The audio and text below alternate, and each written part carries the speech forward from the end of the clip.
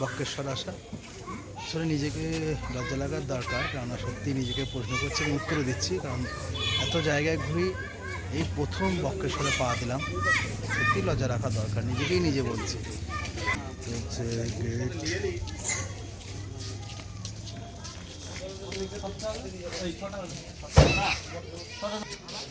এখান থেকে টিকিট কেটে প্রবেশ মূল্য হচ্ছে 10 টাকা এবং পার্কিং করলাম আমরা, এবং পার্কিংয়ের রেট আপনাদেরকে জানিয়ে দিলাম। সুন্দর বাগান এখানে এবং বট গাছ।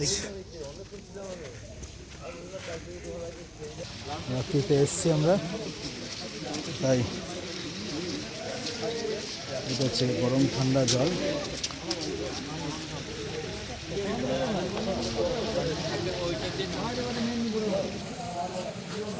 সুন্দর গাছ এবং জলে একটু মাথায় নিয়ে নিলাম, একটু আমরা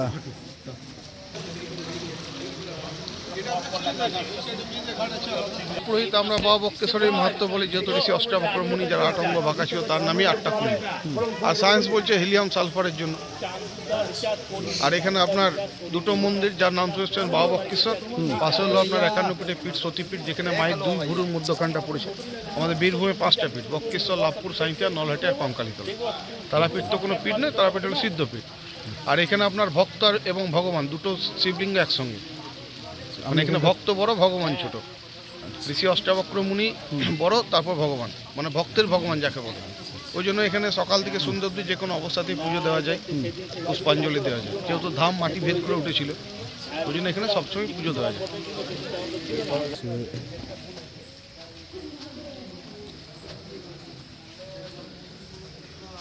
যেহেতু আপনাদেরকে বললাম রাত্রিরে আসা আমাদের হঠাৎ ঠিক, এবং দেখছেন এখানকার সংখ্যা খুব কম বলতে গেলে। একাকার হয়েছে সায়েন্স এবং ভক্তি এবং আস্থা বিশ্বাস মিলে, সবটাকেই এক জায়গায় রাখলে। নদী আসে,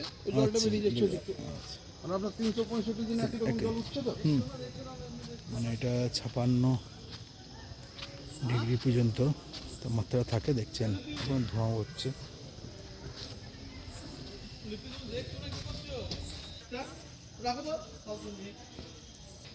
ধোঁয়া দেখেই বুঝতে পারছেন আপনাদের যে কতটা গরম হতে পারে।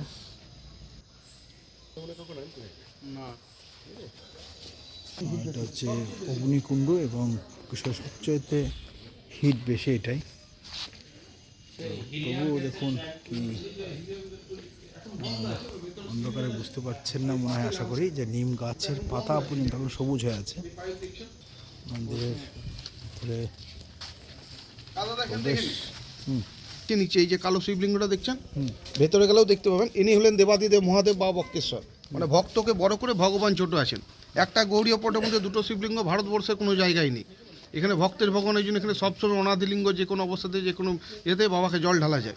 পাশে হলো 51 পিঠে পীঠ, সতীপীঠ, যেখানে মায়ের 2 ভুরু মধ্যখান এই জায়গাটা পড়েছে।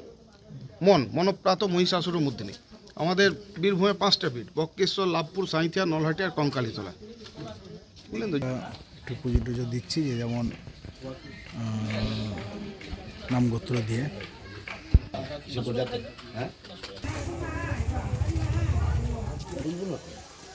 মায়ের মন্দিরে যাচ্ছে তো আগে, মা ওই পাশে আগে ওইদিকে যা, এটাই মা। আগে যান,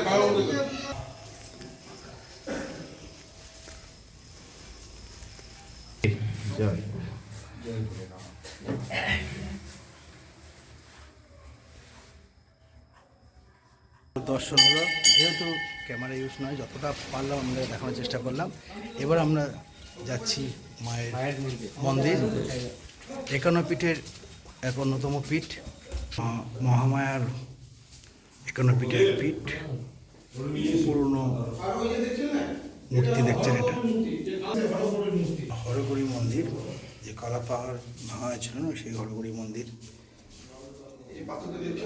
এটাই হচ্ছে মায়ের মূল মূর্তি।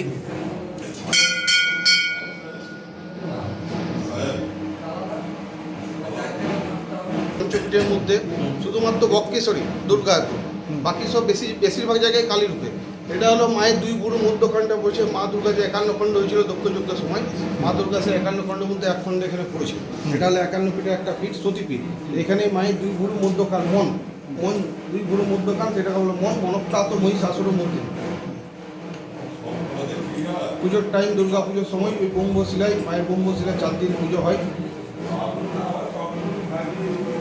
এটা হলো মায়ের গর্ভগৃহ।